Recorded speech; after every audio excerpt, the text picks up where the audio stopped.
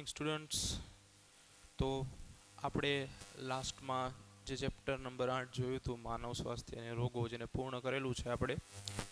તો ત્યારબાદ હવે આપણે ચર્ચા કરવાની છે આપણા આગળના ટોપિકની, આગળના ચેપ્ટરની, કે જેનું નામ છે પર્યાવરણીય સમસ્યા, ચેપ્ટર નંબર 16, બાયોલોજી બાર સાયન્સ. તો આપણા જે સિલેબસની અંદર વાત કરીએ તો આપણી જોડે 16 ચેપ્ટર છે. આ 16 જે ચેપ્ટર છે એની અંદર જે છેલ્લો એકમ છે યુનિટ, તો આ એકમની અંદર જે 4 ચેપ્ટર છે જે ખૂબ જ સરળ પ્રકારના ચેપ્ટર છે. તમે જાતે પણ પ્રિપેર કરીને એનો અભ્યાસ કરી શકો છો. ઘણી વખત શું થતું હોય છે કે વિદ્યાર્થીઓ જે છે આ ચેપ્ટરને અવગણતા હોય છે, પરંતુ ઘણી વખત આ જે ચેપ્ટર જે છે આ માર્ક ઓરિએન્ટેડ ચેપ્ટર્સ છે. એટલે આમાં તમે પૂરેપૂરા માર્ક જે છે એ લાવી શકો છો. થોડી ઘણી તમારી યાદશક્તિ ઉપર ડિપેન્ડેડ છે આ ચેપ્ટર્સ, બરાબર છે.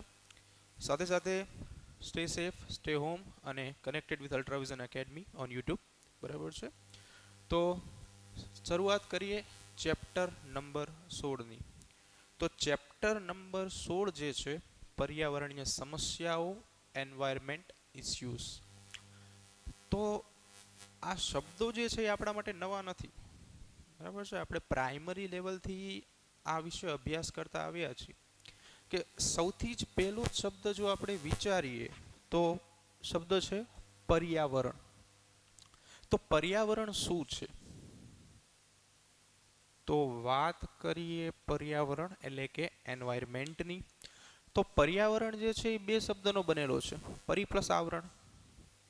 પરી પ્લસ આવરણ એટલે પર્યાવરણનો અર્થ એવો થાય કે આપણી આસપાસના જેટલા પણ ઘટકો આવેલા છે, સજીવ અને નિર્જીવ એટલે કે જૈવ અને અજૈવ, આ બધા ઘટકોનો સમન્વય એટલે કે પર્યાવરણ. એટલે પર્યાવરણને ઇન શોર્ટમાં આપણે કેવું હોય તો આપણી આસપાસનું બધું, આ બધું જે છે એને આપણે પર્યાવરણની અંદર સમાવેશિત કરીએ છીએ, કે જેની અંદર જૈવ અને અજૈવ આવા બંને ઘટકો આવી જાય છે. તો પર્યાવરણીય સમસ્યાઓ, તો પર્યાવરણની કઈ કઈ સમસ્યાઓ છે? તો એક માત્ર અને ટ્રેન્ડિંગમાં ચાલતી સમસ્યાઓ આપણી ભાષામાં કહીએ તો એ છે પ્રદૂષણ. તો વાત કરીએ પ્રદૂષણ, પોલ્યુશન. શું છે પ્રદૂષણ? તો પ્રદૂષણ જે છે એ મુખ્ય ઘટકો એટલે કે હવા, પાણી અને જમીન, એટલે કે હવા, પાણી અને જમીન, આ ત્રણની અંદર થતા કેટલાક અનૈચ્છિક અથવા તો અનિચ્છનીય ફેરફારો છે કે જે મોટા ભાગે હાનિકારક જ હોય છે. તો હવા, પાણી અને જમીનની અંદર થતા અનિચ્છનીય ફેરફારો જે છે એ પ્રદૂષણ તરીકે ઓળખાય છે. અનિચ્છનીય, નકામા, હાનિકારક ફેરફારો છે. તો પ્રદૂષણ કોણ ફેલાવે છે? તો વાત કરીએ વ્યાખ્યા પ્રદૂષકો.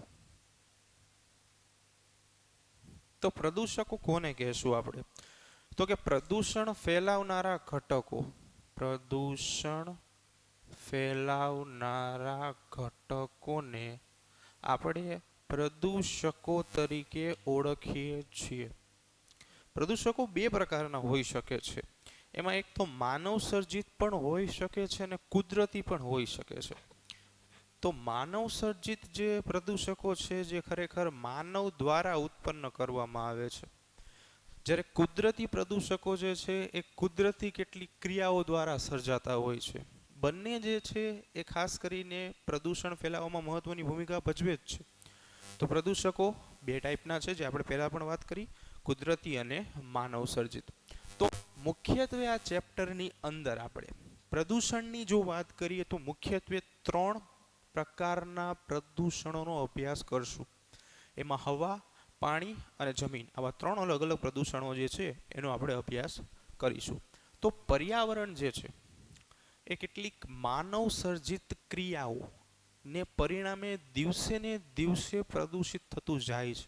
પ્રદૂષણની માત્રા એટલી બધી વધી ગઈ છે કે જે પર્યાવરણનું મૂળ સ્વરૂપ હતું એ હવે અદૃશ્ય થઈ ગયું છે. તો આ પર્યાવરણના પ્રદૂષણને અટકાવવા માટે ભારત સરકારે 1986માં 1986ની અંદર પર્યાવરણ સંરક્ષણ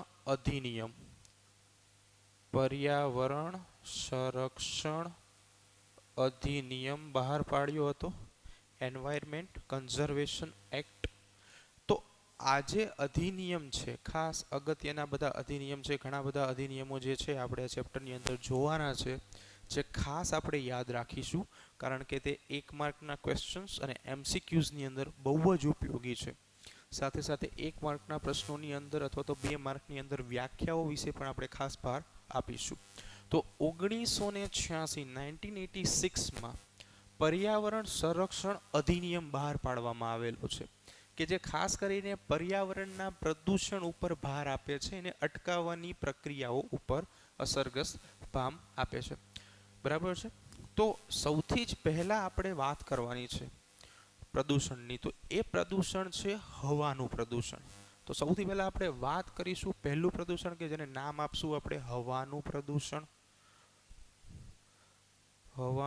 પ્રદૂષણ, એર પોલ્યુશન. તો ખાસ કરીને કેટલાક અનિચ્છનીય ઘટકો જે છે, ધુમાડો જેની અંદર આવી જાય, આ બધા જે છે એ વાતાવરણમાં ફેલાય છે. તો એને પરિણામે ખાસ કરીને હવા જે છે એ દૂષિત થાય છે. તો આ આખી ક્રિયા જે છે એને આપણે હવાનું પ્રદૂષણ કહેશું. તો હવાના પ્રદૂષણ ફેલાવતા હવાના પ્રદૂષકોની જો વાત કરીએ, પ્રદૂષકો વિશે આપણે આગળ પણ જોઈ ગયા છીએ કે જે પ્રદૂષણ ફેલાવે છે આ ઘટકો પ્રદૂષકો તરીકે ઓળખાય છે. તો હવાના પ્રદૂષકોના 2 પ્રકાર છે.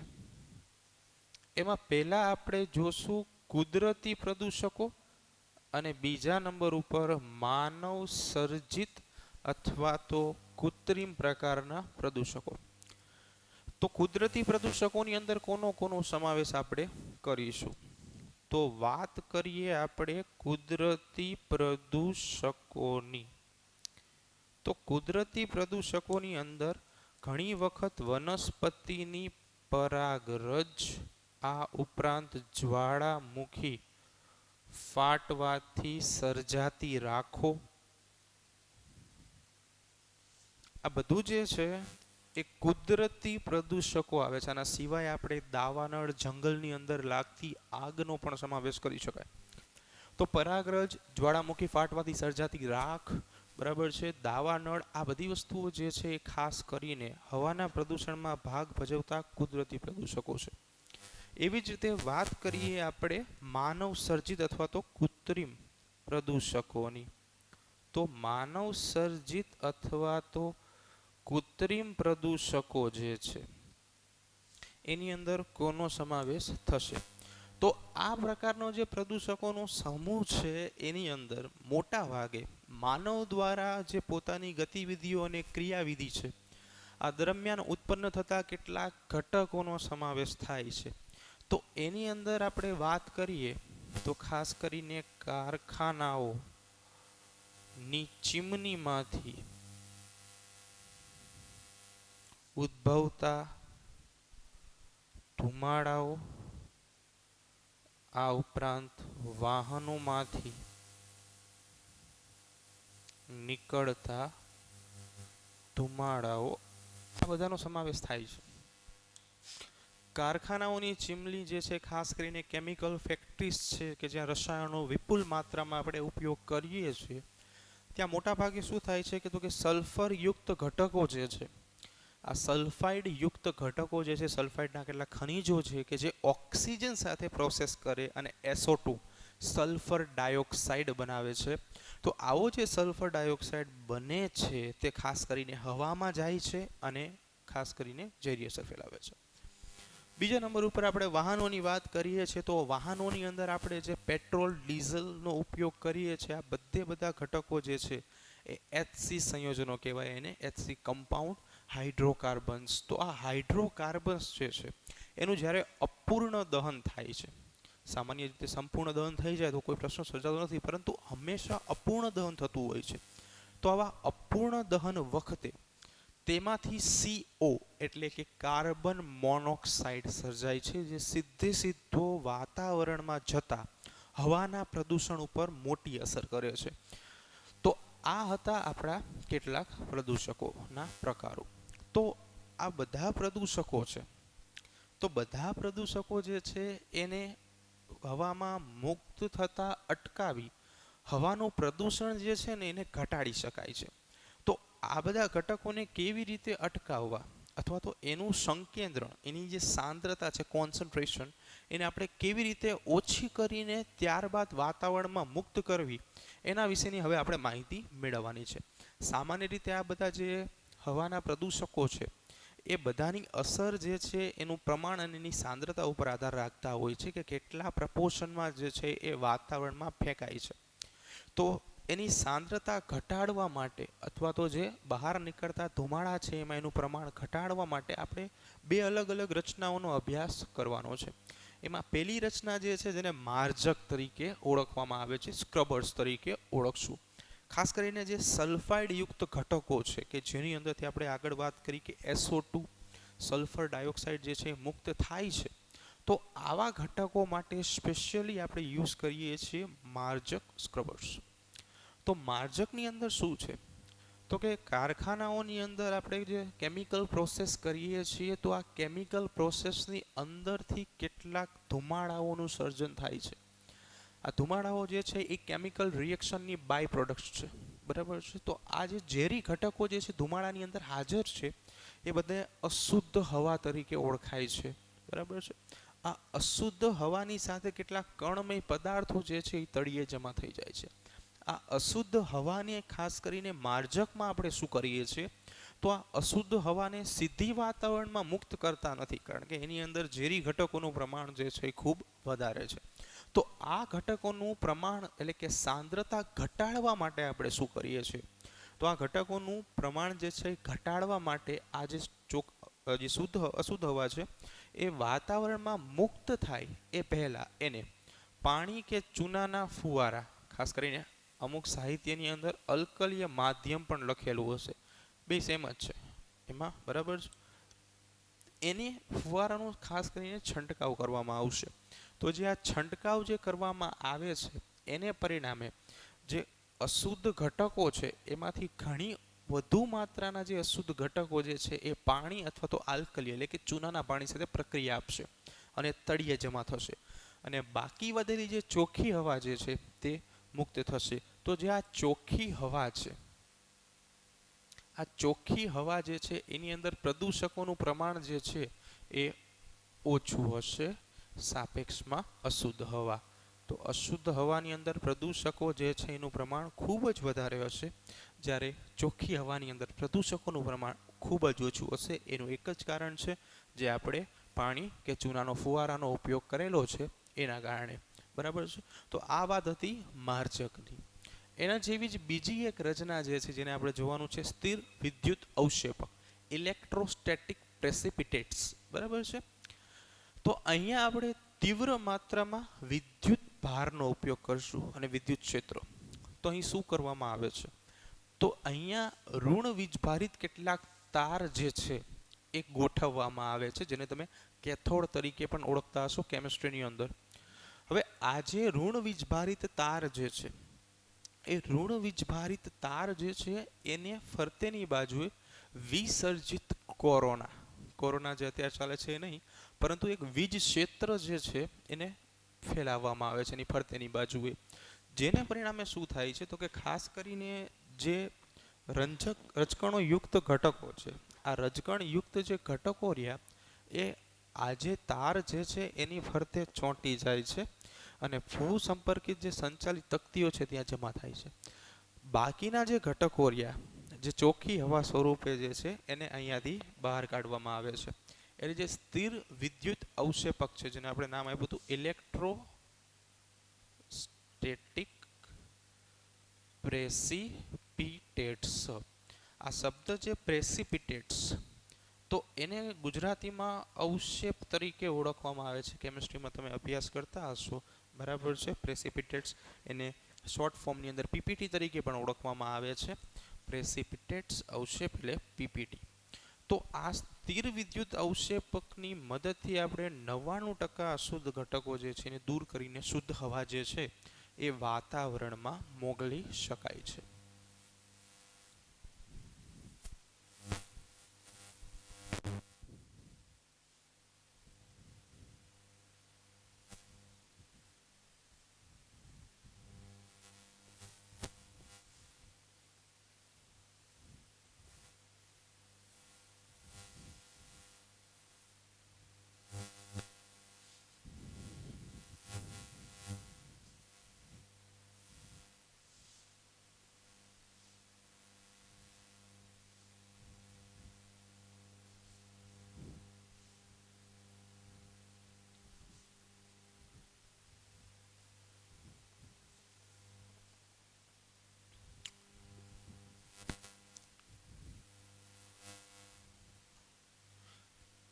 તો હવે આપણે જોઈએ હવાના પ્રદૂષણની કેટલીક અસરોની વાત કરીએ આપણે.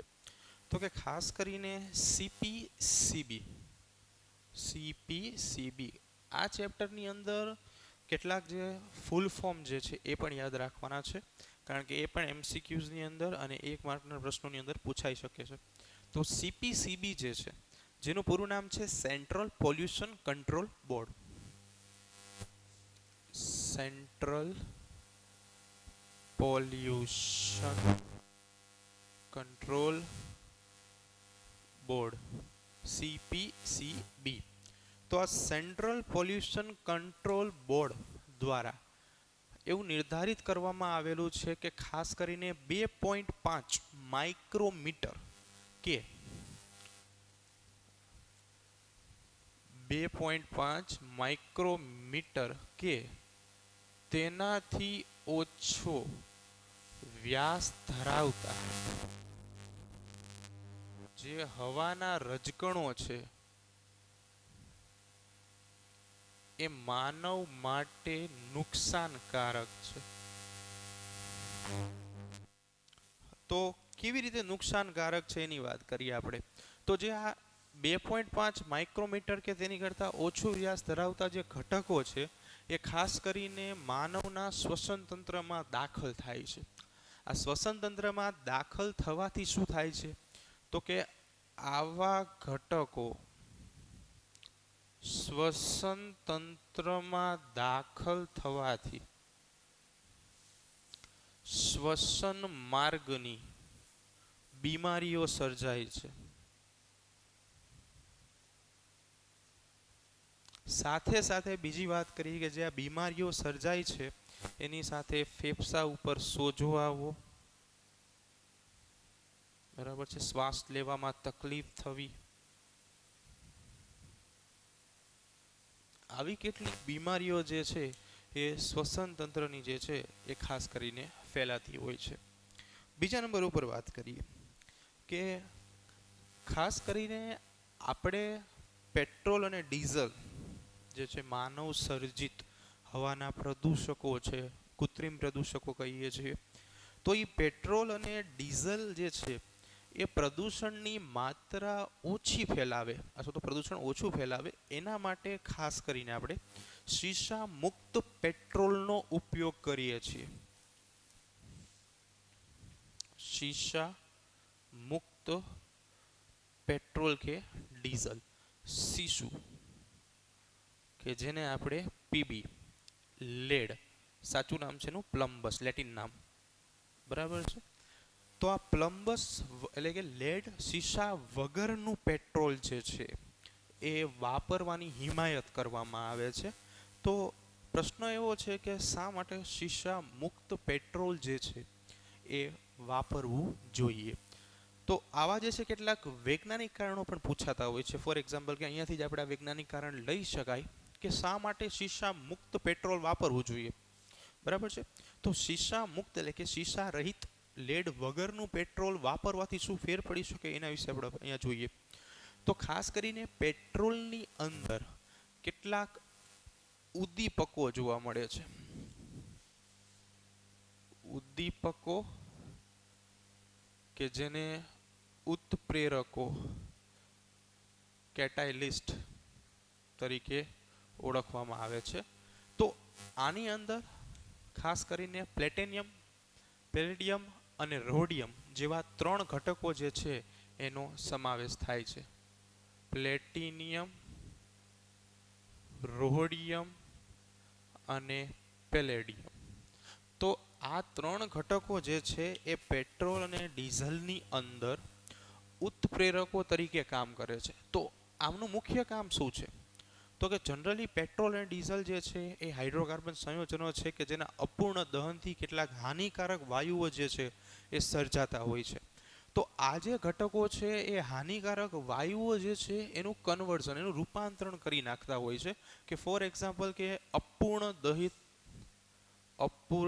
દહન પામેલ જે હાઇડ્રોકાર્બન્સ છે, આ હાઇડ્રોકાર્બનનું રૂપાંતરણ જે છે એ કાર્બન ડાયોક્સાઇડ અને પાણીની અંદર કરે છે, કે જેને પરિણામે હવાનું પ્રદૂષણ જે છે એ ઘટી જાય છે. આના સિવાયની વાત કરીએ તો કે કાર્બન મોનોક્સાઇડ જે છે, કાર્બન મોનોક્સાઇડ, આ કાર્બન મોનોક્સાઇડનું રૂપાંતરણ કાર્બન ડાયોક્સાઇડમાં કરી નાખે છે. અને કેટલાક નાઇટ્રોજનના ઓક્સાઇડ્સ જે છે, નાઇટ્રોજન ઓક્સાઇડ, અહીંયા આપણે એને NOx થી દર્શાવીએ છીએ. તો આ નાઇટ્રોજન ઓક્સાઇડનું રૂપાંતરણ N2 અને O2 ની અંદર કરી નાખે છે. બરાબર છે. તો ખાસ કરીને ઉત્પ્રેરકોનું કામ આ જ છે કે જે હાનિકારક ઘટકો છે એનું નોર્મલ અથવા તો સામાન્ય, ઓછા હાનિકારક, બિનહાનિકારક ઘટકમાં રૂપાંતરણ કરવાનું. હાનિકારક ઘટકોનું બિનહાનિકારક અથવા તો ઓછા હાનિકારક ઘટકમાં રૂપાંતરણ, આ એનું મુખ્ય કામ છે, મુખ્ય એનો હેતુ છે. તો એ 3 પ્રકારે કામ કરે છે. અપૂર્ણ દહન પામેલા હાઇડ્રોકાર્બન્સનું જે રૂપાંતરણ છે એ CO2 અને H2O, કાર્બન ડાયોક્સાઇડ અને પાણીમાં કરી નાખે છે. કાર્બન મોનોક્સાઇડનું કન્વર્ઝન કાર્બન ડાયોક્સાઇડમાં કરી નાખે છે. અને નાઇટ્રોજન ઓક્સાઇડનું કન્વર્ઝન N2 અને O2 માં કરી નાખે છે. તો આ એનું મુખ્ય કામ છે. હવે આપણા પ્રશ્ન ઉપર જઈએ. પ્રશ્ન આપણો એવો હતો કે વૈજ્ઞાનિક કારણ આપીએ. આવો પ્રશ્ન કે વૈજ્ઞાનિક કારણ આપો. 2 માર્કનો પ્રશ્ન બની શકે. તો કારણ એવું છે કે શા માટે શીશા મુક્ત પેટ્રોલ વાપરવું જોઈએ? બરાબર છે, આ વૈજ્ઞાનિક કારણ છે. શા માટે શીશા મુક્ત પેટ્રોલ વાપરવું જોઈએ? તો શીશુ જે છે એ ખાસ કરીને જે આ ઉદ્દીપકો છે, આપણા ઉત્પ્રેરકો છે કે જેને આપણે કેટાલિસ્ટ તરીકે ઓળખીએ છીએ, આની ક્રિયા જે છે એને મંદ કરે છે. ઉત્પ્રેરકો, ઉદ્દીપકો, કેટાલિસ્ટ જે છે એને નિષ્ક્રિય કરવાનું કામ કરે છે. હવે એ નિષ્ક્રિય થઈ જશે તો નિષ્ક્રિય થવાને પરિણામે જે એનું રૂપાંતરણની પ્રોસેસ જે છે એ કરી શકશે નહીં. એને પરિણામે ખાસ કરીને જે આ ઘટકો જે છે એ મુક્ત થવાની સંભાવના વધશે. અપૂર્ણ દહન પામેલા હાઇડ્રોકાર્બન્સ, કાર્બન મોનોક્સાઇડ, નાઇટ્રોજન ઓક્સાઇડ્સ કે જે સીધા રૂપાંતરિત થયા વગર જો પેટ્રોલની અંદર ઉદ્દીપકો હશે તો રૂપાંતરણ થશે. પણ તમારી પાસે રહેલું જે લેડ જે છે, પીબી, આ પીબી જે છે એ શું કરે છે? એને નુકસાન કરે છે. તો આ જે નુકસાન કરે છે એને પરિણામે આ જે છે બધા નિષ્ક્રિય અવસ્થામાં આવી જાય છે. આ નિષ્ક્રિય અવસ્થામાં આવવાથી આ ઘટકો જે છે એ અપૂર્ણ દહન પામતા શરૂ થઈ જાય છે, જે સંપૂર્ણ દહન થઈ શકતા નથી, જેને પરિણામે પર્યાવરણનું પ્રદૂષણ જે છે એ વધે છે. એટલા માટે લેડ મુક્ત, શીશા મુક્ત પેટ્રોલ જે છે એનો ઉપયોગ કરવો જોઈએ.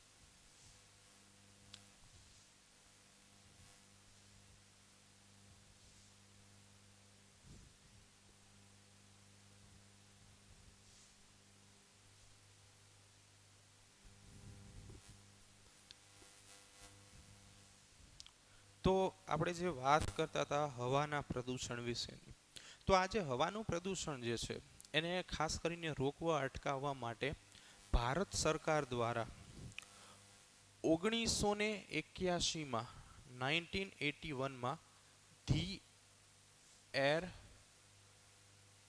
પ્રિવેન્શન એન્ડ કંટ્રોલ એક્ટ બહાર પાડવામાં આવેલો હતો 1981માં હવાનું પ્રદૂષણ રોકવા માટે. આ જે એક્ટ જે છે એ હવાનું પ્રદૂષણ રોકવા માટે બહાર પાડવામાં આવેલો તો ખાસ ધ્યાન આપજો. પરંતુ આ જે એક્ટ છે એ એક્ટની અંદર થોડો ઘણો સુધારો કરી નાખવામાં આવેલો અને આ સુધારો જે છે એ 1987માં કરવામાં આવેલો 1987માં. તો આમાં શું કરેલું તો કે સુધારો કરી હવાના પ્રદૂષણમાં ધ્વનિનું પ્રદૂષણ અથવા તો અવાજનું પ્રદૂષણ આ જે છે એ ઉમેરવામાં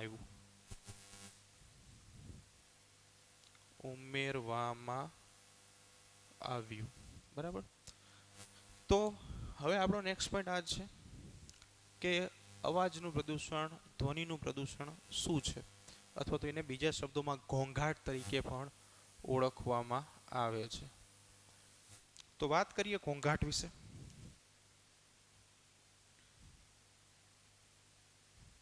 તો ઘોંઘાટ શું છે તો કે ખાસ કરીને એવો અણગમતો અથવા તો ખૂબ જ ઊંચી તીવ્રતાવાળો અવાજ કે જે માનવ કાન માટે અસહ્ય છે એને આપણે ઘોંઘાટ તરીકે ઓળખશું.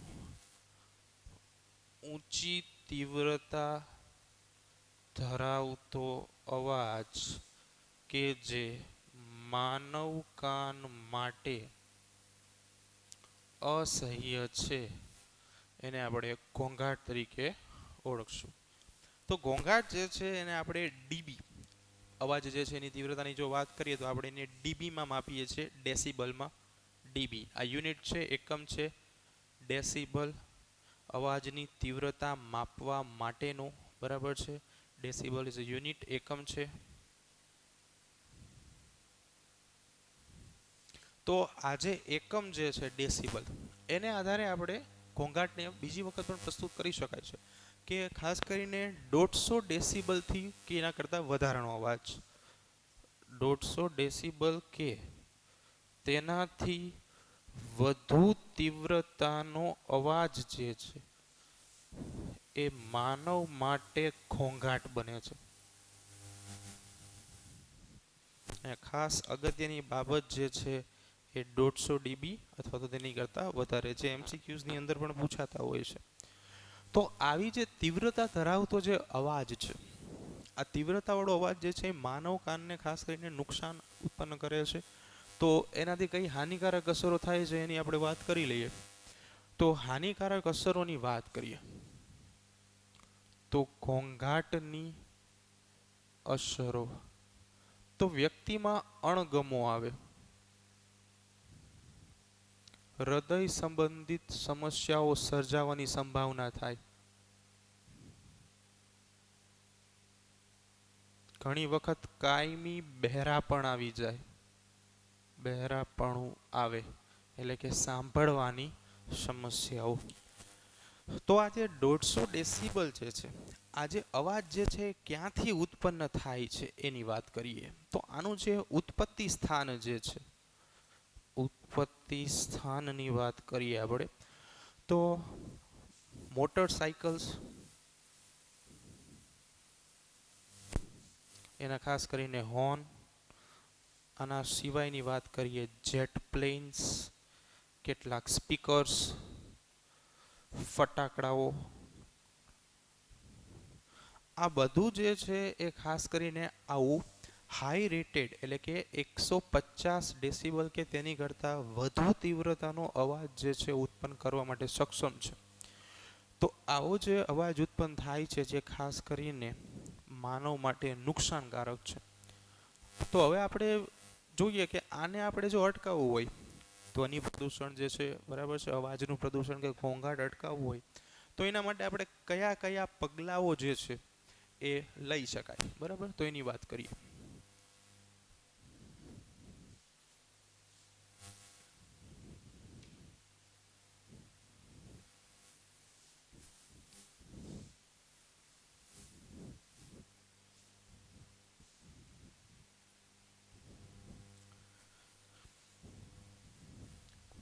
તો હવે આપણે ચર્ચા કરીએ કે ઘોંઘાટ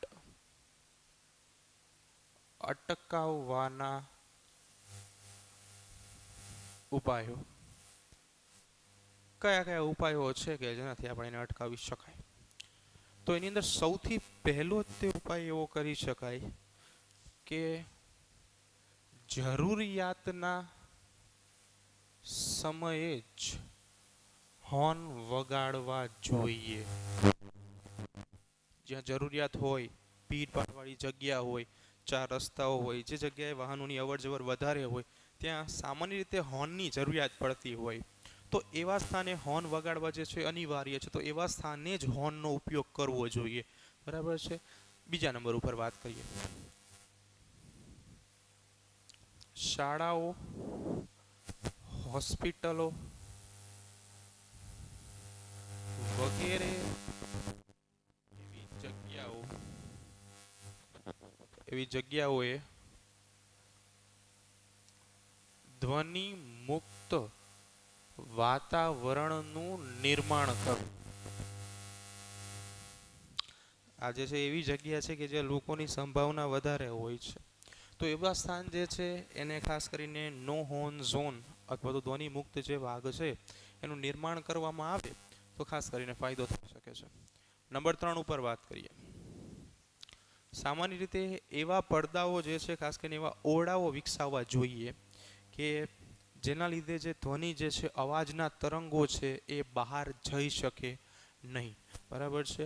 એટલે ધ્વનિ શોષક